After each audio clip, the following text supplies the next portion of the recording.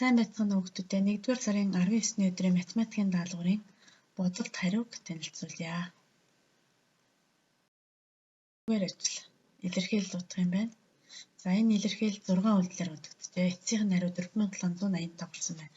Үйлдэлийн дарааллыг өөрсдийнхөө бодсонтой тааруулж хараарай. 2-р ажилд ихсгэл утга нэ.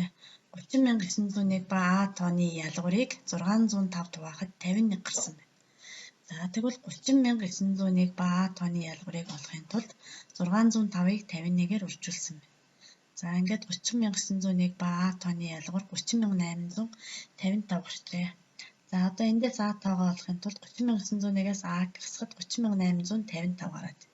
Тэгвэл А тоогоо олохын тулд 30901-ээс 30855-ыг хассан байна. А тоо нь 46-тай тэнцүү байна. За одоо шалгахдаа А тооныхоо оронд 46-ыг орлуулад бодоод шалгахад 51 гарч байна. 3-р ажил. Үйлдэлийг гүйцэтгээ жишээрэй гэсэн. За энгийн бутархайнуудыг бодоод их бага тэнцүүгээр жишгэх юм байна. За 1-ээс хасах нь 10-3. За 11-ийг багш нь 10-10 гэдээ орлуулад ичсэн байна. 10-10 1 2 тэнцүү. Тэгвэл 10-10-аас 13-ыг хасахад 17 гарсан байна. За 14-ний 7 дээр 14-ний 3-ыг нэмэхэд 14-ний 10 гарсан байна. За одоо 10-ны 7, 14-ний 12-ыг жиших гэсэн чинь хуваар нь өөр учраас аль нь их, аль нь бага гэдэг нь бас шууд харахад мэддэхгүй байна. Тэгвэл багш нь ижил хуваартай болгоод жишсэн байна. За ижил хуваартай болгохдоо яаж болгосон бэ гэхээр 10, 14, 2-ыг ямар тоогоор үржүүлэхэд нэг ижил тоо гарах вэ гэдгийг бодож олох нь байна. Тэгвэл 10-ыг 14-өөр үржүүлэхэд 140 гарна. 14-ийг 10-аар үржүүлэхэд 140 гарна. За тэгвэл 10-ны 7-г ижил хуваартай болгохын тулд 10-ыг 14-өөр үржүүлсэн байна. 7-г бас хүртвэрийг бас 14-өөр үржүүлсэн байна. Ингэхэд 10-ыг 14-өөр үржүүлэхэд 140, 7-г 14-өөр үржүүлэхэд 140-ны 98 гэж гарч. За тэгвэл 10-ны 7 гэдэг бутархайг 140-ны 98 болгосон байна. Хүртвэр хуваар 2-ыг хоёулангийн 14-өөр үржүүлээ. За одоо 14-ний 10 бутархайг бас 140 хуваартай болгохын тулд 14-ийг 10-аар үржүүлсэн байна. Бас хүртвэр 10-ыг 10-аар үржүүлсэн байна. За ингэхэд 14-ийг 10-аар үржүүлэхэд 140, 10-ыг 10-аар үржүүлэхэд 100. 140-ны 100 гэдэг ийм бутархай болгосон байна.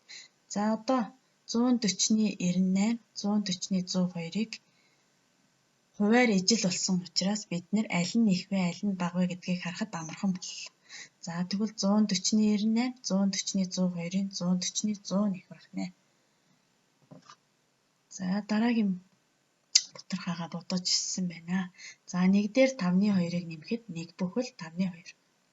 6-ны 5 дээр 6-ны 1-ийг нэмэхэд 6-ны 6 гарсан байна. 6-ны 6 маань 1-тэй тэнцүү. За тэгвэл 1 бүхэл 5-ны 2, 1 бүхэл 2-ын 1 бүхэл 5-ны 2 нь их байх нэ. 4-р ажил өгүүлбэртэй бодлого.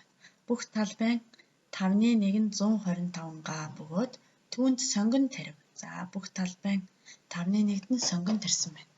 Энэ нь төмөс тарьсан талбайгаас 2 дахин бага юм.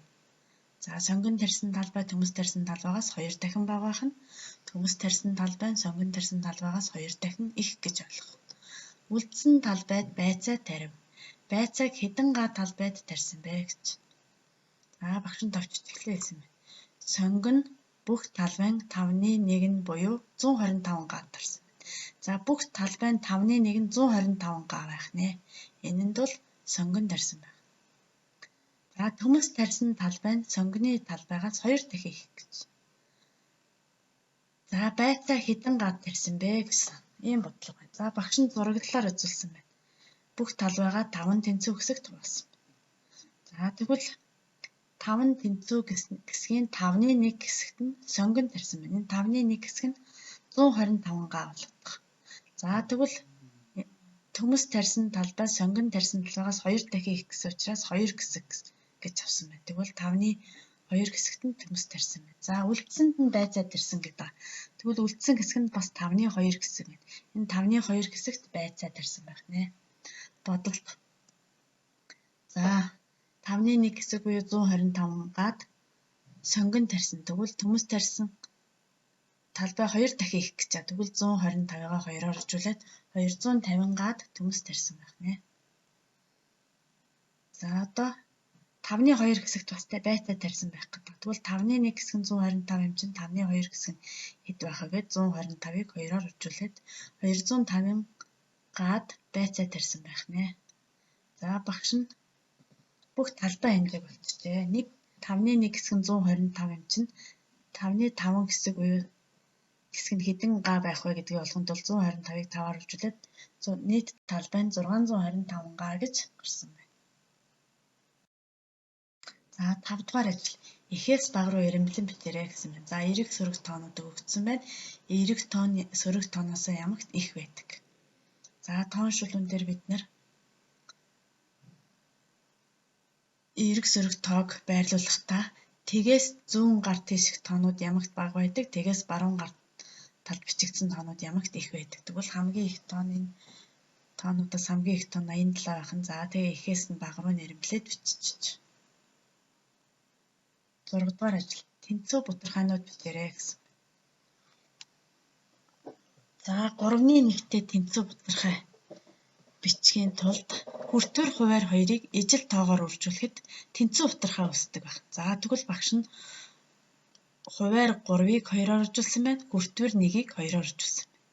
Ингээд 3-ыг 2-оор оржуулад 6, хүртвэр 1-ийг 2-оор оржуулахад 6-ны 2 гэж гарсан. За тэгвэл 3-ны 1, 6-ны 2, 2 тэнцүү бутархаанууд байх нэ. За 4-ны 3-тай тэнцүү бутархайг үүсгэсэн байна. За багш нь бас хүртвэр хуваар 2-ыг ижил тоогоор оржуулчих. 4-ийг 2-оор оржуулсан байна, 3-ыг 2-оор оржуулсан байна. Ингээд 8-ны 6 гэж гарсан байна. За тэгвэл 4-ны 3, 8-ны 6, 2 тэнцүү бутархай байна.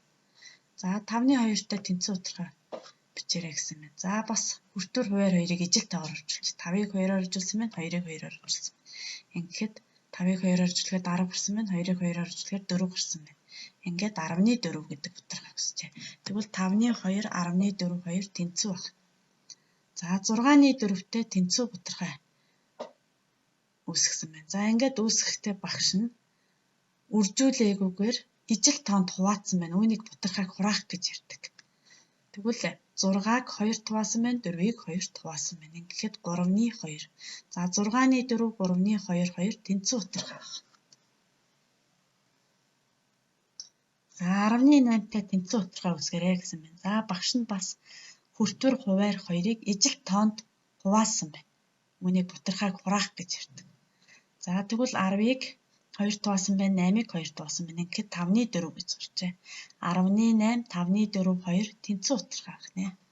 За 5-ны 4-тэй тэнцүү бутархай үүсгээрэй гэж. За хүртвэр хуваар 2-ыг хоёулангийн нь ижил тоогоор орчуулсан байна. 5-ыг 3-аар орчуулсан байна, 4-ыг 3-аар орчуулсан байна. Ингээд 15-ны 12, 5-ны 4, 15-ны 12, 2 тэнцүү бутархайнууд байна. 10-ны 3-тай тэнцүү бутархай үүсгээрэй гэсэн байна. За хүртвэр хуваар 2-аа бас ижил тоогоор орчуулчих. 10-ын дурын тоогоор орчуулж болох юм шүү дээ. 10-ыг 6-аар орчуулсан байна, 3-ыг 6-аар орчуулсан байна. Ингээд 10-ыг 6-аар орчуулаад 60, 3-ыг 6-аар орчуулаад 18. 60-ны 18 гарсан байна. Тэгвэл 10-ны 3, 60-ны 18, 2 тэнцүү бутархайнууд байна.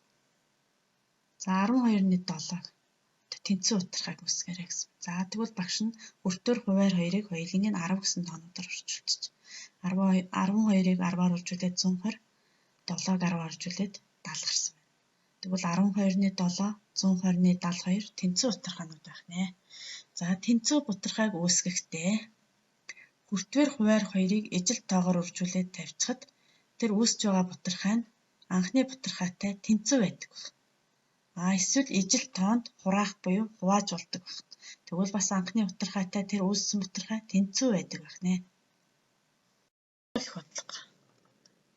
За утан 5 нүд, өргөн нь 3 нүд хэмжээтэй тэгшинцэг зураад голын нүдийг будаад үлдсэн хэсгийг шугамын дагуу 2 тэнцүү төрсөдөд хуваа.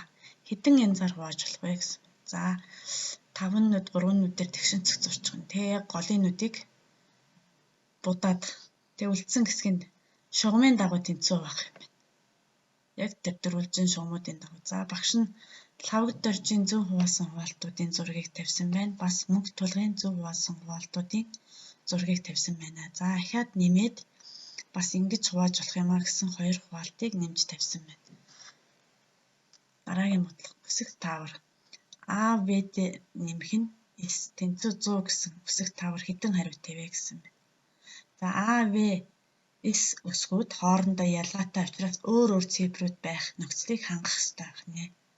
За багшин тэгвэл 98 дээр нэмэх нь 2 тэнцүү 100, 93 дээр нэмэх нь 7 тэнцүү 100, 94 дээр 6-ыг нэмээд 100, 92 дээр 8-ыг нэмээд 100, 97 дээр 3-ыг нэмээд 100, 96 дээр 4-ыг нэмээд 100 гэсэн 6 шийд олсон байна. Анхаарал тавьсан хүмүүстээ баярлалаа. Баяртай.